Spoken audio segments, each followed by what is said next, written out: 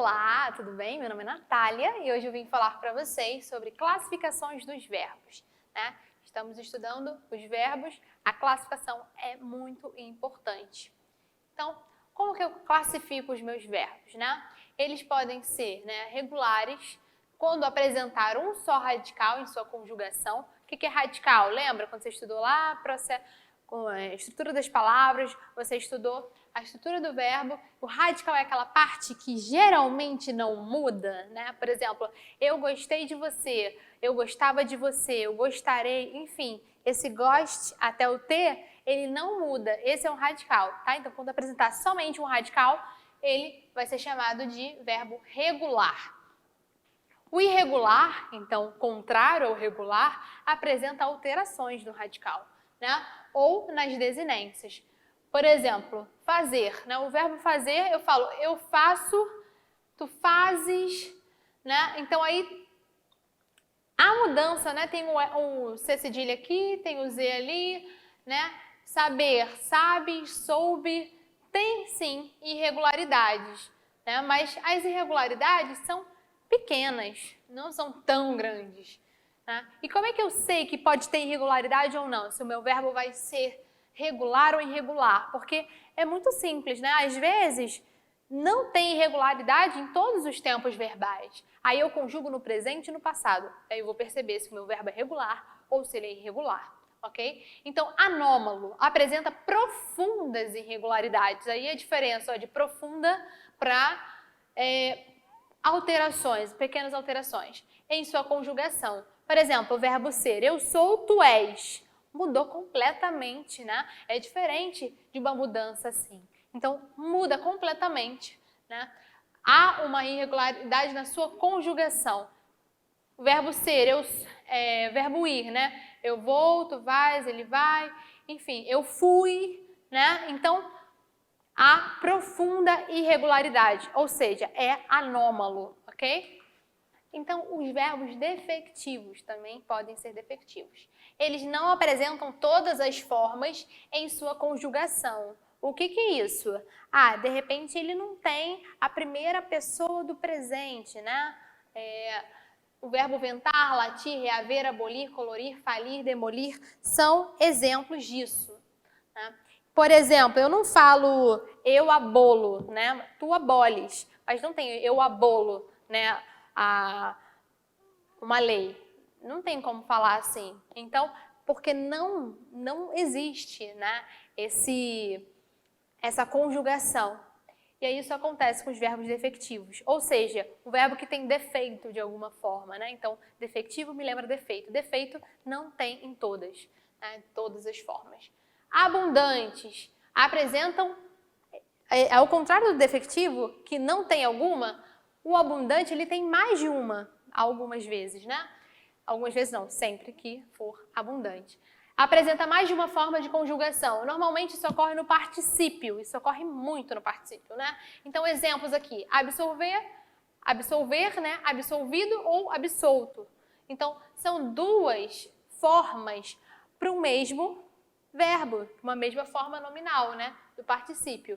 Então, aceitar, aceitado, aceito, né?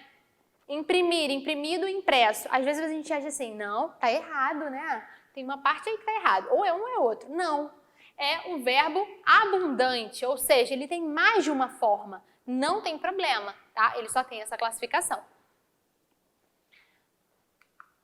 E os verbos impessoais. Os verbos impessoais, quando não tem pessoa, ou seja, não tem sujeito, ok? Então, como o próprio nome diz, não tem sujeito.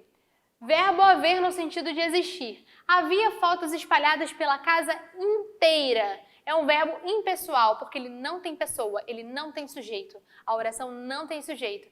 E aí, quando a gente vai estudar sujeito, né, sentar-se, a gente tem que lembrar disso.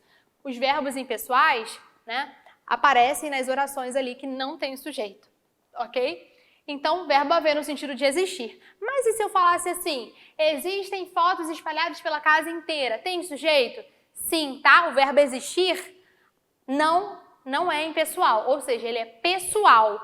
O verbo haver no sentido de existir é impessoal. o verbo existir não é impessoal, é pessoal, ok? Pessoal, contrário de impessoal.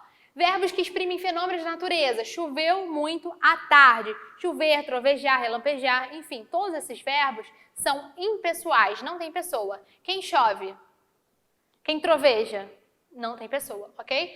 Verbos que indicam tempo. Faz muito tempo que não nos vemos, né? Então, esse fazer, eu nunca vou falar fazem muito tempo, né? E o que é isso, ser impessoal ou não, né? Ele não vai ser alterado, né? Eu não falo fazem muito tempo, não, é faz, ele não vai ser alterado, vai permanecer na terceira pessoa, tá? Sempre. Então, faz muito tempo que não nos vemos.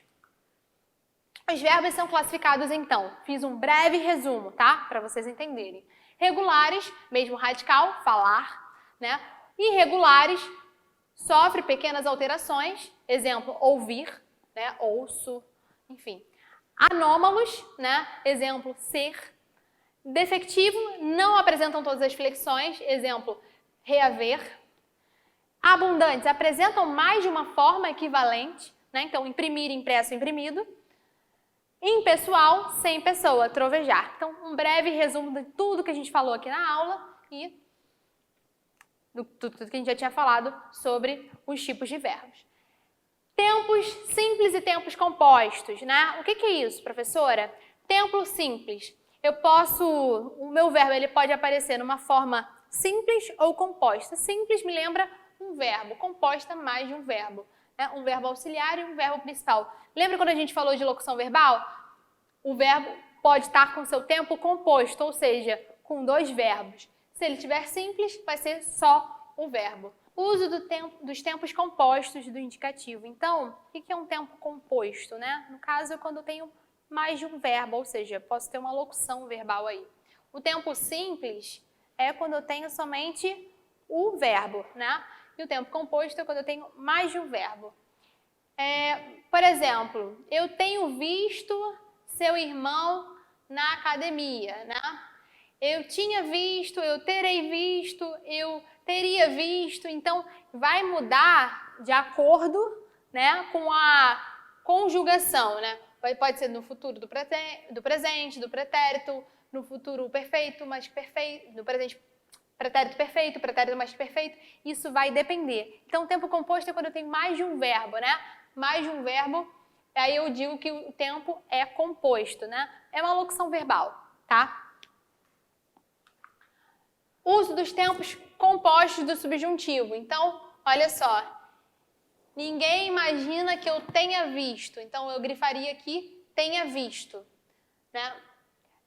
Embora eu tivesse visto, grifaria que eu tivesse visto. Futuro composto do subjuntivo. Quando eu tiver visto, então, tiver visto também grifaria. Por quê? São dois verbos que representam apenas um. Então, está composto, ok? Composto compõe mais de um. E simples é somente um. Ok, gente? Um beijo, obrigada e até a próxima.